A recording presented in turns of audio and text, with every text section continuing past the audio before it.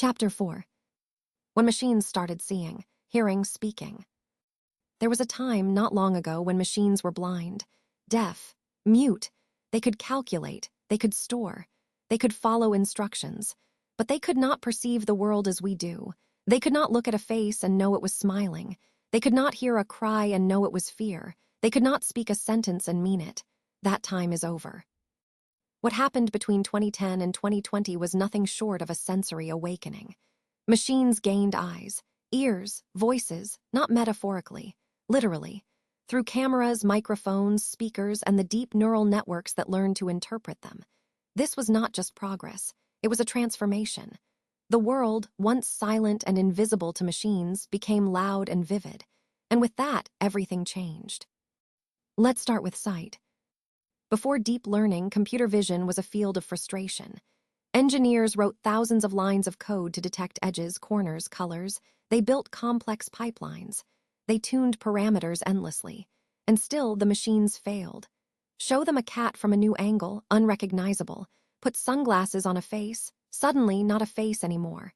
Change the lighting, chaos. Then came convolutional neural networks, CNNs. Inspired by the visual cortex of the brain, they processed images in layers. Each layer extracted higher-level features. Edges became shapes. Shapes became parts. Parts became objects. Objects became scenes. And they learned this not from rules but from examples, millions of them. The breakthrough was ImageNet, a dataset of 14 million labeled images, a challenge to classify them. And in 2012, AlexNet, a deep CNN, won by a landslide. Error rates plummeted. Confidence soared. Suddenly, machines could look at a photo and say, "This is a red panda climbing a tree," and be right. The applications exploded.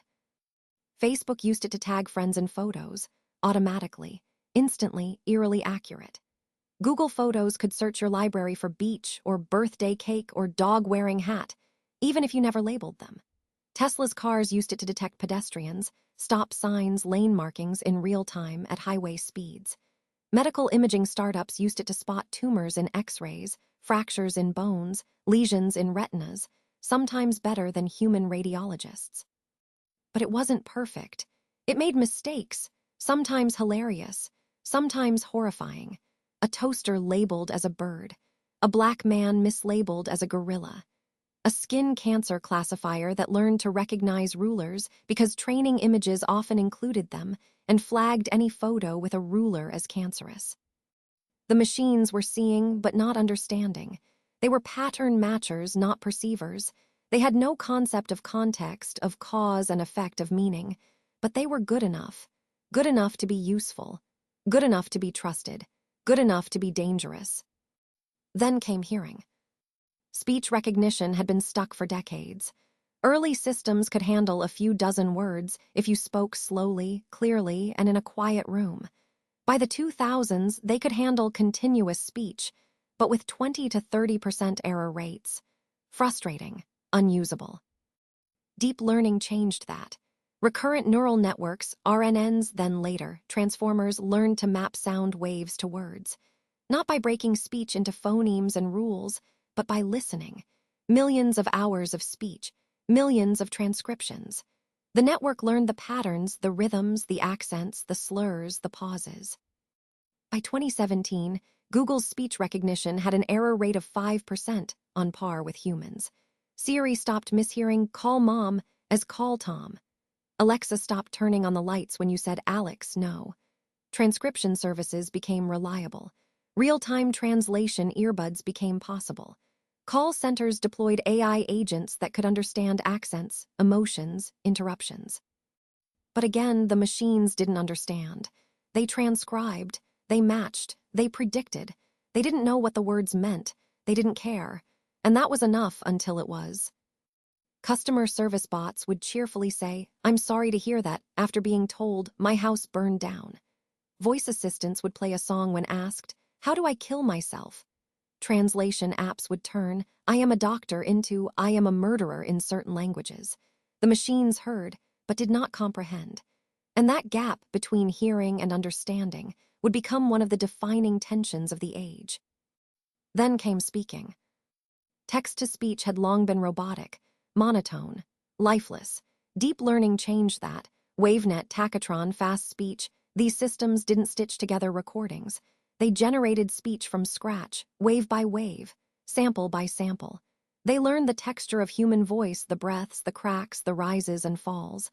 They could mimic accents, emotions, even individual speakers given enough data.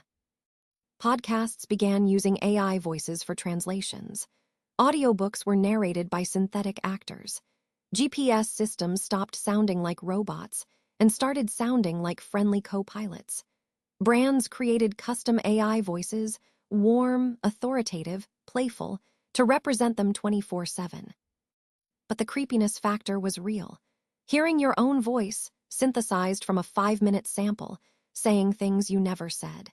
Hearing a deceased loved one's voice, recreated from old recordings, wishing you happy birthday. Hearing a political candidate say words they never uttered in a voice identical to theirs. The machines could speak fluently, naturally, convincingly, but they had nothing to say, no intent, no belief, no soul, just patterns, just probabilities, just performance. And yet we responded. We smiled when Siri joked. We thanked Alexa for turning off the lights. We felt comforted by a calm AI voice during a crisis. We felt betrayed when a chatbot pretended to care. We are wired to respond to eyes, to voices, to faces, even artificial ones. And the machines, now equipped with all three, were learning how to push our buttons. Literally.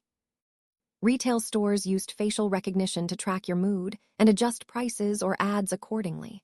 Call centers analyzed your tone to route you to the right agent or detect fraud. Smart speakers listened for signs of distress to call for help or alert authorities. The machines weren't just seeing, hearing, speaking. They were watching, listening, responding, often without us knowing, often without us consenting. This sensory awakening was not just technological. It was psychological, social, ethical. We invited machines into our most intimate spaces, our homes, our cars, our pockets, and gave them senses. Now they see our faces, hear our secrets, speak our languages, and we are only beginning to understand what that means. Because perception is not passive. To see is to interpret. To hear is to judge. To speak is to influence. And machines, now armed with all three, are no longer tools.